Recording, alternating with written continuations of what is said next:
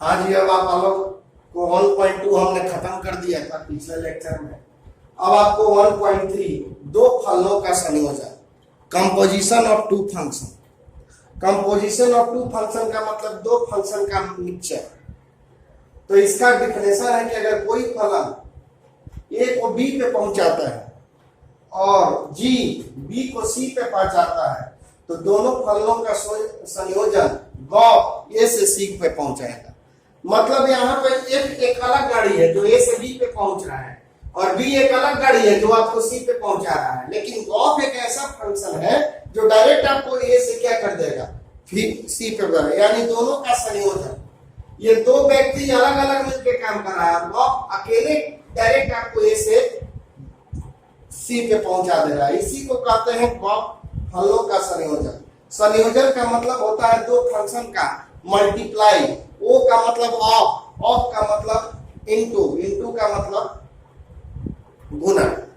तो देखिए ए से बी एक ले जा रहा है और बी से सी आपको जी ले जा रहा है और गॉप क्या कर रहा है कि डायरेक्ट आपको ए से सी ले जा रहा है। तो यही हो गया दो फलनों का संयोजन से आप डायरेक्ट ए से सी पे पहुंच जाओ।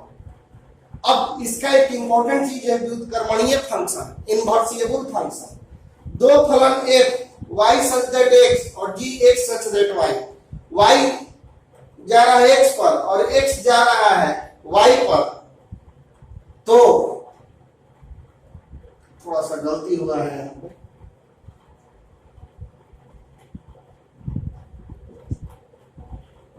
हाँ जी देखो, यदि दो फलन f such that x tends to y तथा g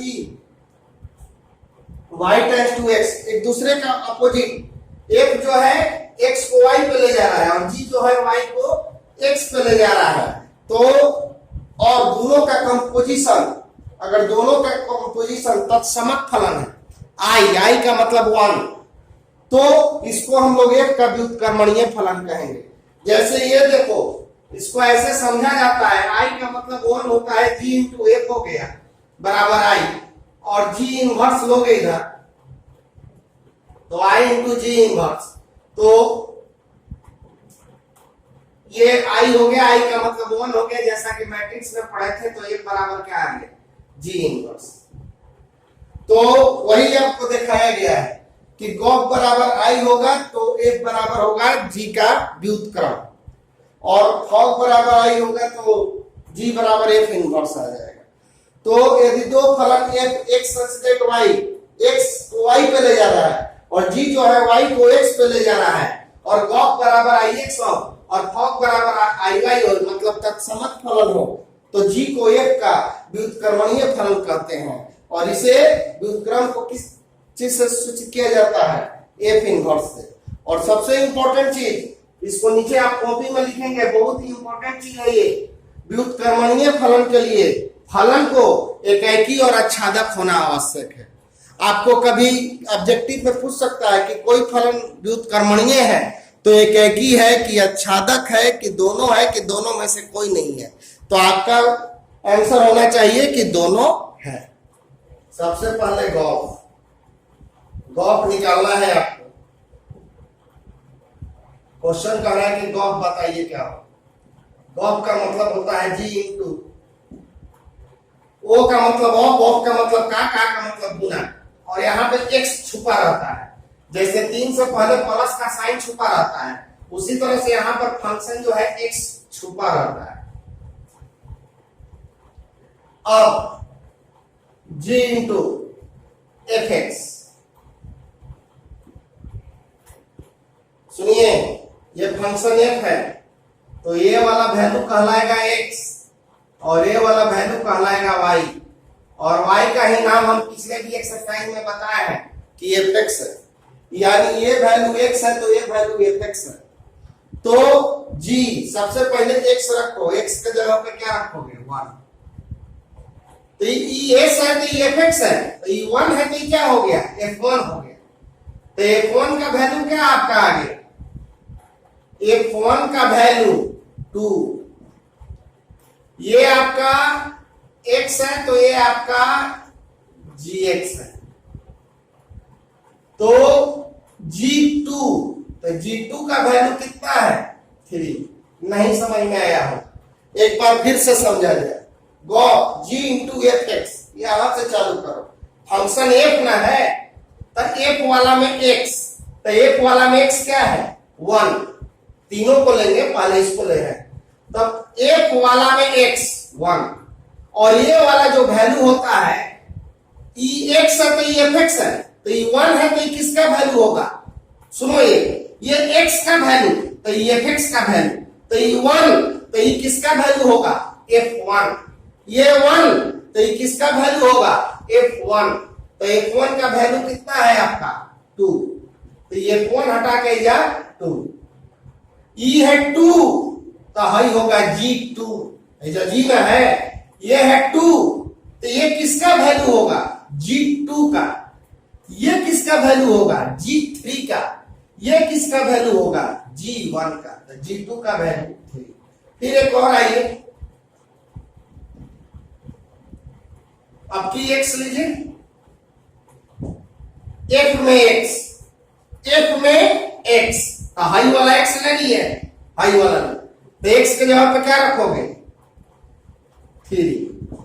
चलो f3 का वैल्यू बताओ, हाई है 1, देखो एग्जांपल दिए हैं कि हाई है x तो हाई है fx, तो हाई है जैसे यहां पे 1 6, तो ये तुम्हारा है 1, लेकिन ये किसका वैल्यू है f1 का, अगर f में है तो, अगर f में है तो ये है 1 तो ये है f1, और अगर g में है तो ये है 2 तो ये है g2।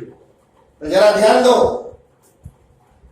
x तो x के जगह पे रख दिए 3, f3 का वैल्यू बताओ, ये है 1 तो ये है f1, तो ये है 3 तो ये क्या होगा f3, तो f3 का वैल्यू कितना है हाइट, g5 का वैल्यू, हाई है 2 तो हाई है g2, तो g वाला में देखो नीचे वाला में g5, ये है 1 तो ये है g1, ये है 2 तो ये है g2, ये है 5 तो ये है g5। फिर से सुनो, ये 1 तो ये है g3, ये 2 तो ये g2 का मान है, ये 5 तो ये g5 का मान है, तो ये f3 तो g5 तो g5 का मान कितना है 1। फिर से यहां से देखो, गो g into F x, x के जगह का मान, तो ये हो गया f1 का वैल्यू, हाई वैल्यू किसका है अगर पूछेगा तक f1 का, हाई किसका है f3 का, हाई किसका है f4 का, तो f1 का वैल्यू कितना है 2, f1 हटा के 2, और g2 तो हाई तो वैल्यू g1 का है, और हाई वैल्यू जो है g2 का है, तो g2 के जगह पे गो g इंटू एफ, हाई वाला तो हो गया भाई, तो x के जगह पे 3, तो f3 का वैल्यू हाई है 3 तो हाई कहलाएगा f3, देखो ना यहाँ पे लिखे हुए हैं, हाई है 1 तो हाई कहलाया f1, हाई है g, हाई है 2 तो हाई कहलाएगा g2, तो यहाँ पे f1 का वैल्यू, तो f1 का वैल्यू f3 का वैल्यू कितना है हाई, g5 का वैल्यू ये है 5 तो हाई है g5, कैसे 2 है तो g2 तो 5 g5 का वैल्यू। फिर हम निकालिए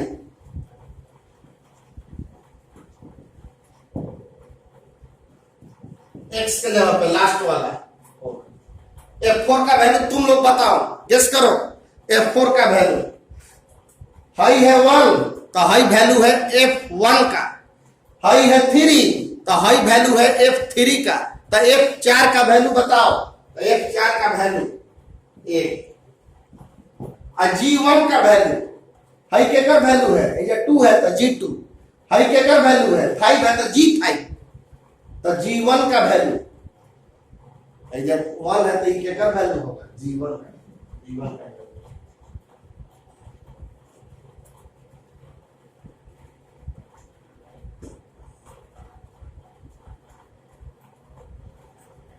f प्लस GOH का वैल्यू क्या है R,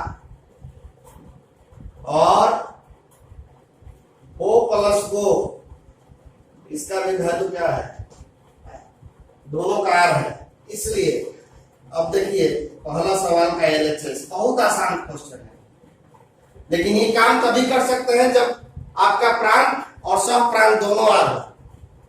तो ए प्लस जी ओ एच, ओ का मतलब होता है ऑफ, ऑफ का मतलब होता है का, और का मतलब होता है गुना, और एक्स तो इधर छुपा रहता है। ओ का मतलब ऑफ, ऑफ का मतलब का मतलब गुना, और यहाँ पे एक्स छुपा रहता है। अब मल्टीप्लाई कर दो एफ एच एक्स और जी एच एक्स, और फिर इसको हम लोग लिख सकते हैं ओ एक्स, और इसको फिर शॉर्ट में लिखेंगे O plus O, R H S आ गया। फिर से देखो A plus G O H, not का मतलब होता है आपका इंटू, इंटू का मतलब का मतलब गुना, और यहाँ पे एक्स छुपा रहता है, जैसे प्लस का साइन छुपा रहता है।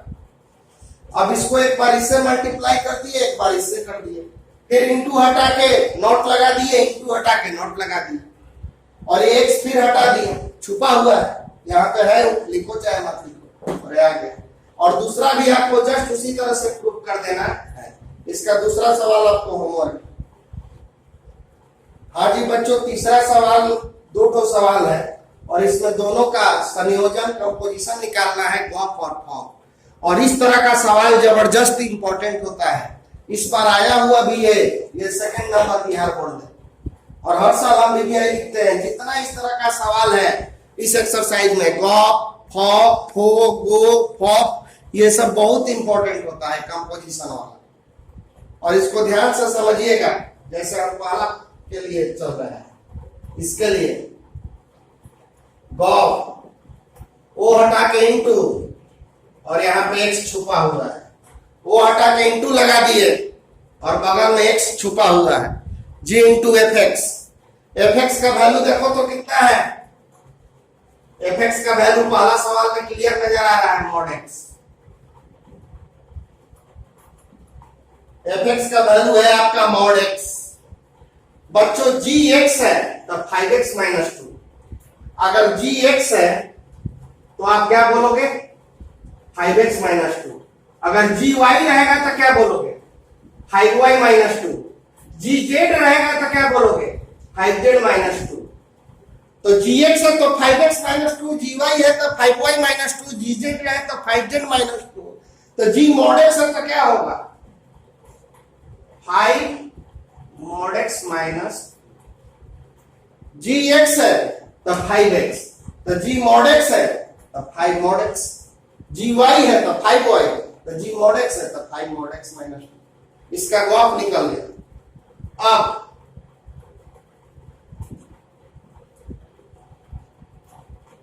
फॉर्म निकाला जाए, एफ इंटू जी एक्स। चलो जी एक्स का वैल्यू, जी एक्स का वैल्यू कितना है बच्चों, जी एक्स का वैल्यू है 5x माइनस 2। जी एक्स हटा के यहां पे क्लियर देखो मॉड 5x माइनस 2। अब एफ एक्स है तो एफ एक्स है तो मॉड एक्स, एफ वाई है तो क्या होगा मॉड वाई, तो एफ मॉड इतना है तो इसका क्या होगा 5x माइनस 2 का मॉड का। अरे एफ हट रहा है तो क्या हो रहा है मॉड आ रहा है, बस यही ना हो रहा है। एफ जैसे एफ हटा तो एक्स पे मॉड आया, ब्रैकेट हट के क्या आया मॉड। एफ वाई है तो ब्रैकेट एफ हटा तो ये ब्रैकेट हट के क्या आ गया मॉड। तो उसी तरह से यहाँ पे एफ हटेगा तो, लेकिन डबल मॉड मीनिंगलेस होता है। जैसे -2 का एक मॉड रहे या 2 को मॉड रहे, इसका वैल्यू 2a होगा।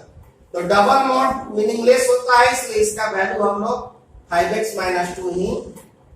डबल मॉड से कोई फर्क नहीं पड़ने वाला है, उसका वैल्यू जस्ट का 10। 2 नंबर सवाल होमवर्क दे रहे हैं, अगर इसको बनाएंगे तो हम अगले वीडियो में बना के भेजेंगे, क्योंकि बहुत इंपॉर्टेंट क्वेश्चन है। लेकिन हम चाहते हैं कि आप इससे पहले हमको बना के मैसेज कीजिए। और बस 2-4 बच्चा मैसेज कर रहा है, वही बच्चा खाली बार बार रिपीट मैसेज कर रहा है, क्या और बच्चे नहीं पढ़ रहे हैं? सब लोग मैसेज कीजिए। तो ये 2 नंबर सवाल मैं अगले वीडियो में बनाऊंगा, लेकिन आपको मैं कहूंगा कि इसका आंसर हमको शाम तक भेजिए। इसका fx बराबर दिया हुआ है 4x प्लस 3 6x माइनस 4, सिद्ध करना है 4x बराबर x और 1 का प्रतिलोम निकालना है। ये भी इंपॉर्टेंट क्वेश्चन है। 4x बराबर x जबरदस्त इंपॉर्टेंट क्वेश्चन है। 4x बराबर x निकालना है। LHS 4x हम लोग इसको 1 इंटू fx लिखेंगे और fx का वैल्यू रखो 4x प्लस 3 6x माइनस 4। हमने 4x प्लस 3 6x माइनस 4 और इतना बड़ा चीज को आप लोग मान लो y।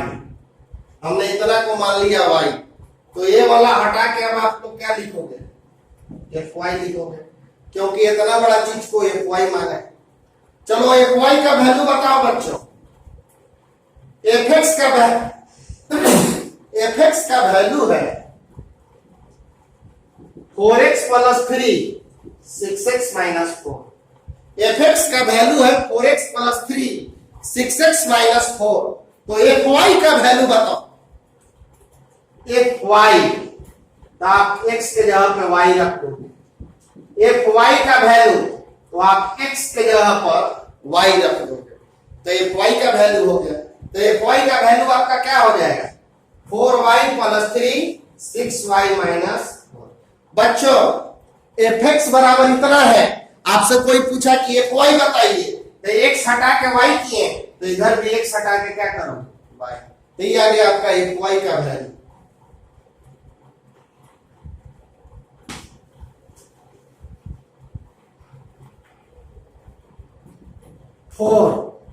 y का वैल्यू लिखो, तो y का वैल्यू देखो ये है ना, y का वैल्यू यहां पर घर 4x plus 3 6x minus 4 plus 3 6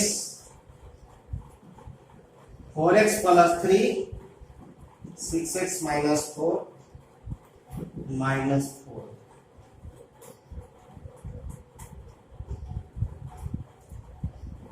multiply कर दो 16x 6x माइनस 4। ये मल्टीप्लाई करो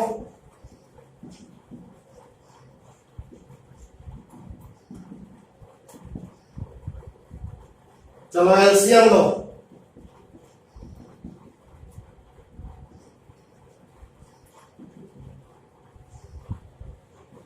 6x minus 18x minus 12 24x plus 18। ये हो जाएगा, माइनस से मल्टीप्लाई करोगे माइनस 24x, अब माइनस माइनस हो जाएगा plus 16 by 6x minus. LCM ले लिए और ये कैंसिल हो गया बच्चों। प्लस 12 माइनस 12 और ये कैंसिल हो गया। तो आपका वैल्यू कितना आ गया? 34x बाई 34 कैंसिल करा तो x आपका आ गया RHS। इसको जोड़ोगे 34x ये हो गया और x आपका आ गया। फिर से देखो 4x वो हटा के इंटू fx का वैल्यू ये और इतना को मान लिया है y, तो इसको हटा के fy, तो fx का वैल्यू ये है तो fy का वैल्यू, तो जहां जहां x है वहां वहां y कर दो। फिर y का वैल्यू इतना बड़ा रख दो यहां पर भी और यहां पर भी, 4 से मल्टीप्लाई और 6 से मल्टीप्लाई कर लो। अब आप एलसीएम ले लो, इसको इससे मल्टीप्लाई, इसको इससे मल्टीप्लाई, ये कैंसिल हो गया, ये कैंसिल और ये कैंसिल हो गया और आपका आंसर आ गया। तो यही आपका आ गया 4x।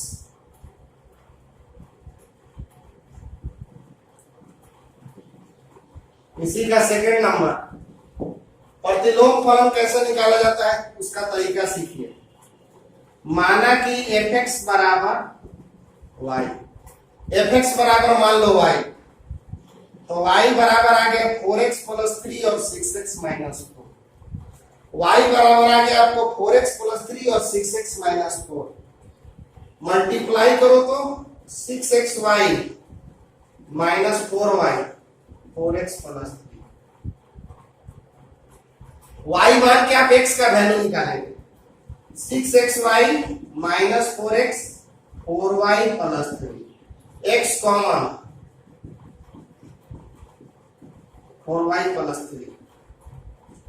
तो x का value 4y plus 3 6y minus,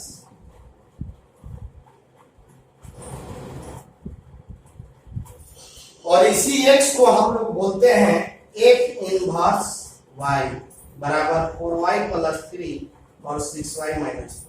ये कैसे होता है जरा सा समझ लो।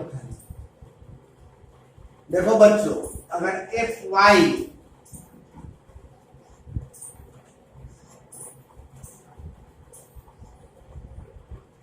y बराबर होता है fx, ये तो आपको बताया। तो f इधर चला आया तो ये क्या होता है f इनवर्स y बराबर x। तो इसको शो नहीं किया जाता है, बस डायरेक्ट लिखा जाता है। y बराबर fx है तो f इधर आ गया तो f इनवर्स हो गया। तो f इनवर्स y बराबर क्या आ गया 4y प्लस 3 और 6y माइनस 4। और अगर यहाँ पे आप y के जगह पे x लोगे तो f इनवर्स x बराबर आ गया 4x plus 3 by 6x minus 4। और f इनवर्स x हमारा कितना के बराबर है fx के बराबर। तो हम लोग x x कट गया तो यहाँ पे क्या देख रहे हैं कि f inverse is equal to f। अतः f का प्रतिलोम स्वयं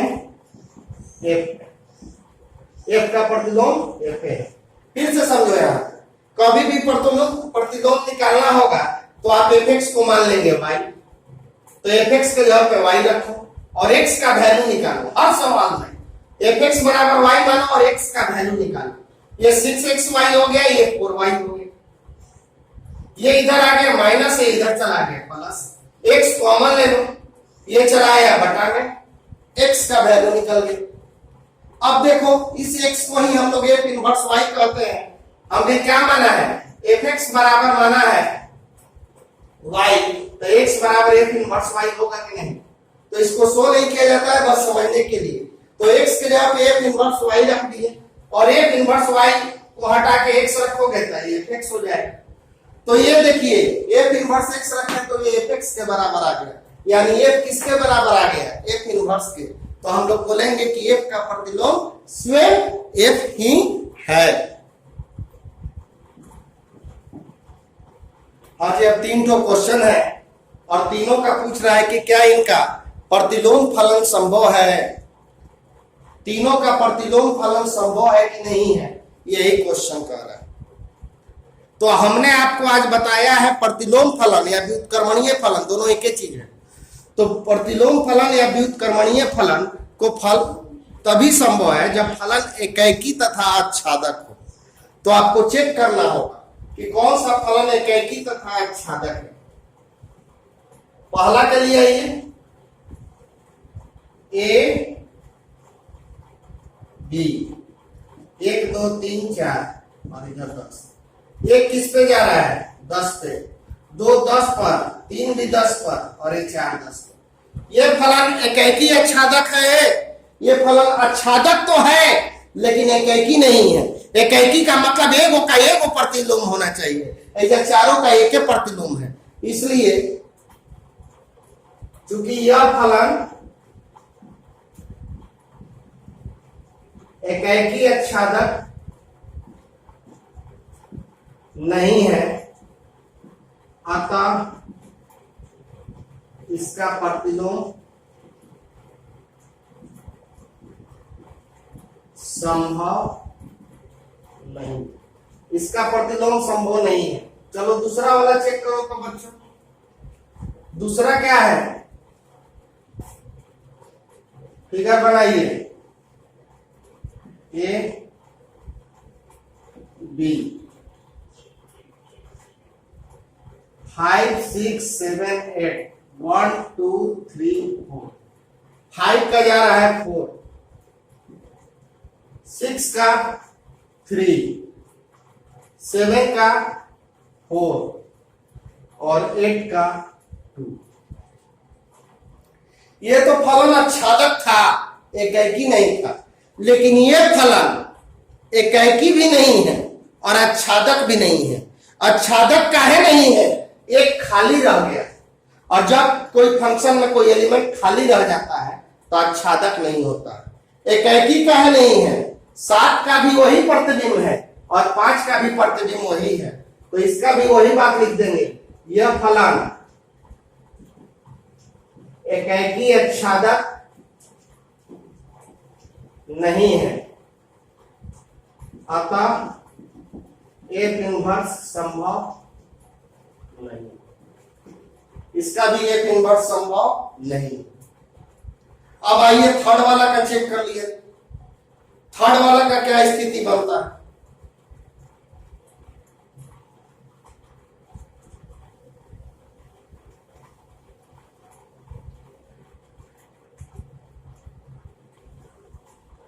ये देखो थर्ड, ए बी, 2 3 4 5 7 9 11 13। 2 का है 7, 3 का है 9, 4 का है 11, 5 का है 13।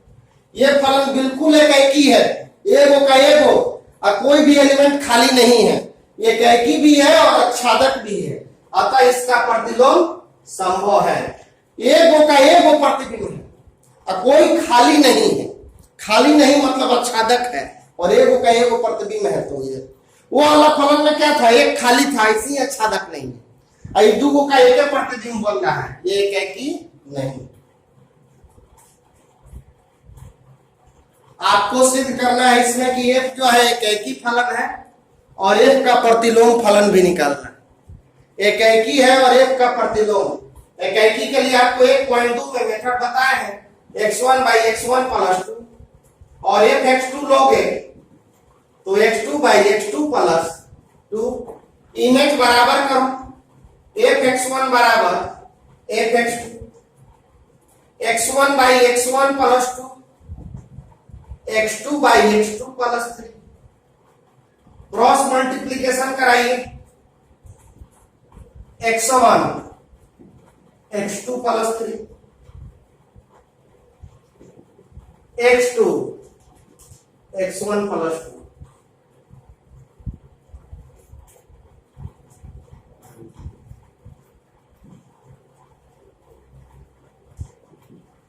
अब आप मल्टीप्लाई करो, x1 x2 2x1, x1 x2 2x2, ये कैंसिल हो गया। 2x1 बराबर आ गया 2x2, कैंसिल करा दो, x1 बराबर आ गया x2। हमने इमेज को बराबर किया, f x1 लिए तो x1 x1 plus 2, f x2 लिए तो x2 x2 प्लस 2। इमेज को बराबर किया, ऑब्जेक्ट बराबर आ गया। यह फलन एकैकी है। अब आइए प्रतिलोम निकालना। प्रतिलोम निकालने के लिए हमने बस एक ही उपाय बताया है कि आप fx को मान लो y। प्रतिलोम फलन के लिए आप fx को मान लो y।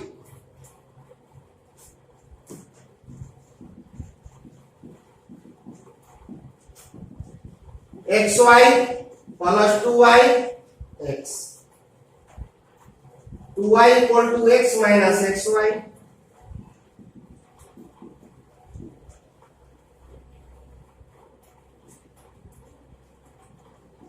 To Y by 1 minus Y बराबर आ गया x, यानी x का वैल्यू आ गया 2y बाई 1 माइनस वाई। और इसी x को क्या बोलते हैं हम लोग? f inverse y, 2y by 1 minus Y. और यही आपका हो गया आंसर। हाँ जी बच्चों, आपको fx बराबर दिया हुआ है x स्क्वायर प्लस 4। सिद्ध करना है कि f व्युत्क्रमणीय है और f का प्रतिलोम। अच्छा, इसका प्रांत क्या है? इसका प्रांत है धनात्मक वास्तविक संख्या, और सह प्रांत क्या है? 4 से लेकर अनंत तक। 4 से छोटा नहीं, 4 या 4 से बड़ा, कहां तक? अनंत तक। तो सबसे पहले तो आपको व्युत्क्रमणीय दिखाना है। व्युत्क्रमणीय के लिए हमको एक ही आच्छादक दिखाना होगा। आपको ध्यान रखिए, व्युत्क्रमणीय दिखाना है मतलब फलन को एकाएकी और आच्छादक दिखाना है। व्युत्क्रमणीय दिखाना है, इसका मतलब कि फलन को एकाएकी और आच्छादक दिखाना है। तो देखिए fx बराबर दिया हुआ है x स्क्वायर प्लस 4। fx1 लोगे, fx2 ले लोगे, इमेज को बराबर करो,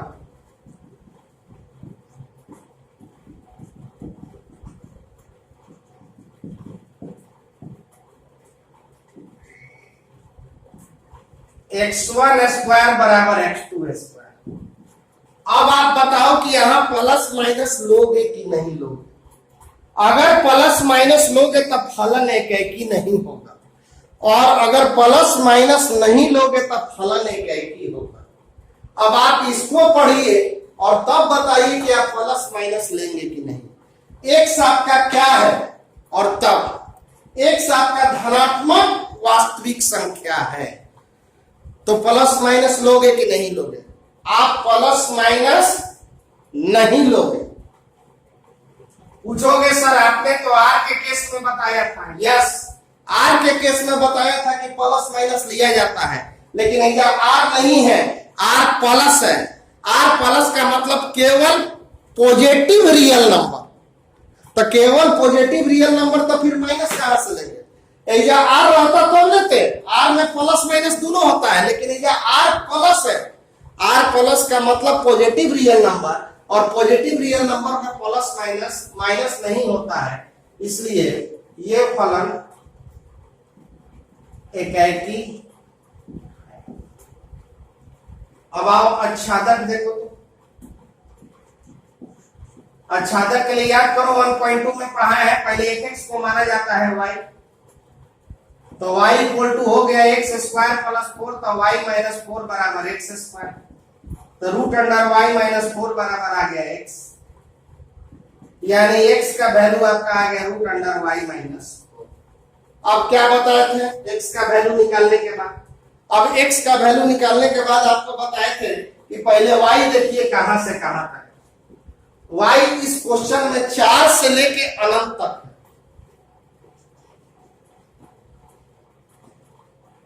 तो रूट अंडर y माइनस 4 का वैल्यू r प्लस होगा कि नहीं होगा? हम क्या आपको सिखाए थे 1.2 में कि y देखने के बाद आप x देखते हैं, लेकिन x का कौन सा मान? In the form of y के रूप वाला।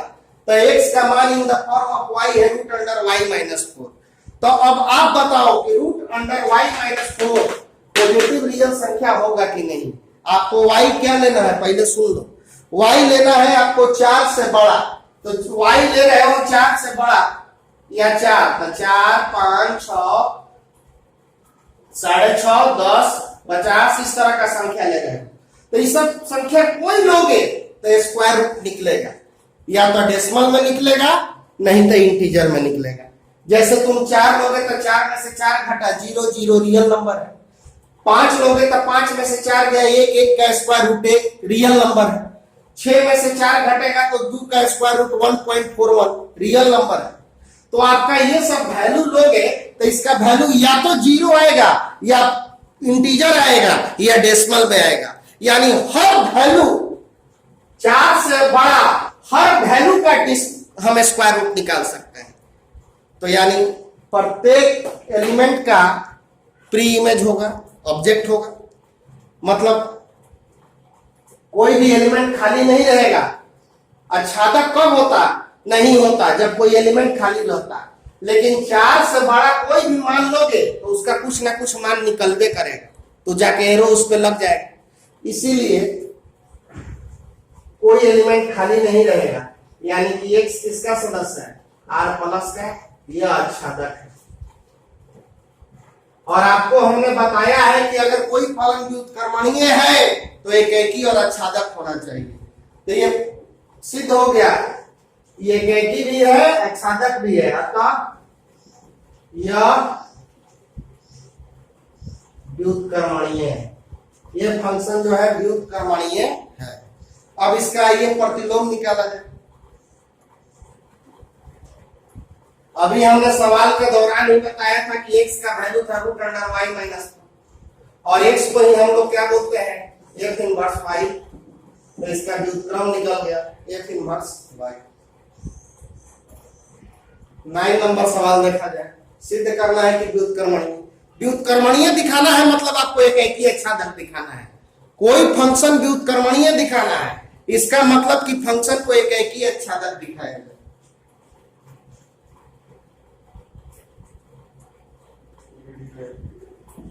हाँ जी बच्चों, सिद्ध करना है कि ये व्युत्क्रमणीय फलन है और f इनवर्स में निकालना है। देखिए इस तरह के सवाल को पहले हम लोग होल स्क्वायर बनाते हैं, और होल स्क्वायर कैसे बनाया जाता है सीखिए। इसको होल स्क्वायर बना, और जितना का स्क्वायर बनाओगे 2 से गुना करके लिखो। जितना का स्क्वायर बनाओगे उसको 2 से गुना करके लिखो अपना मन से। 2 × 3।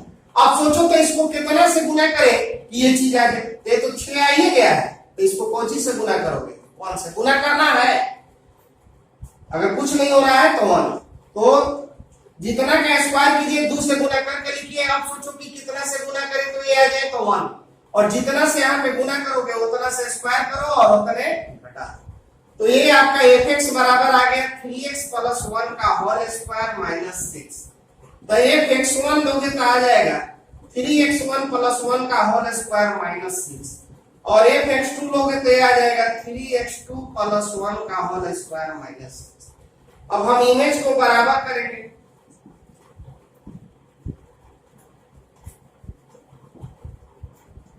थ्री x1 + 1 का होल स्क्वायर माइनस 6 और 3x2 + 1 का होल स्क्वायर माइनस 6 से कैंसिल हो गए, और दोनों तरफ स्क्वायर हटेगा तो प्लस माइनस नहीं लिखाएगा, क्योंकि यहां पर भी धनात्मक वास्तविक संख्या है, इसलिए प्लस माइनस नहीं लिखेंगे, और ये 3 से 3 कट जाएगा, और x1 बराबर आ गया x2। ये एकैकी। अब आपको सिद्ध करना है कि ये आच्छादक है कि नहीं, क्योंकि जब तक आच्छादक नहीं सिद्ध होगा कि व्युत्क्रमणीय है।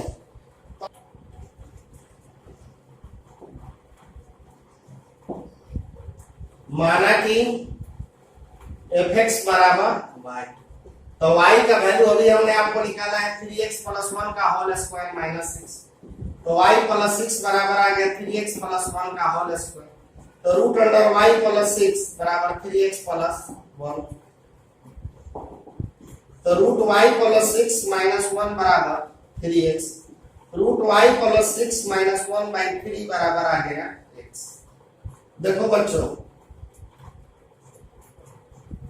आच्छादक के लिए पिछले सवाल में भी बताएं कि पहले आप x का वैल्यू निकाल लो in the form of y।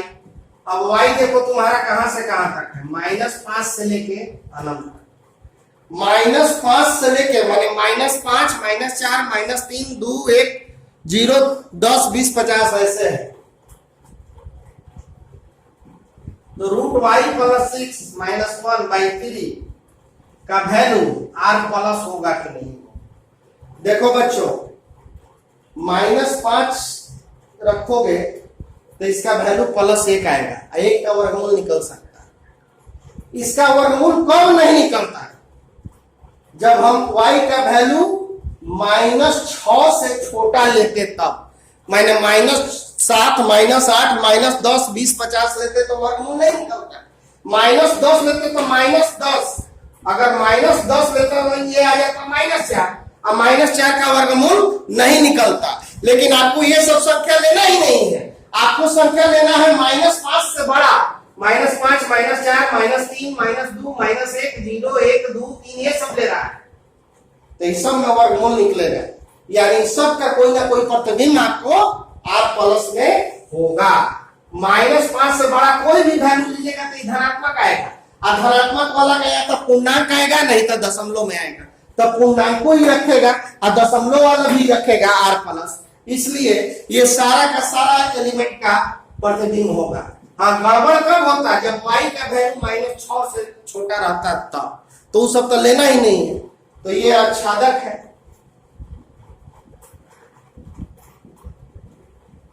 अतः यह व्युत्क्रमणीय है।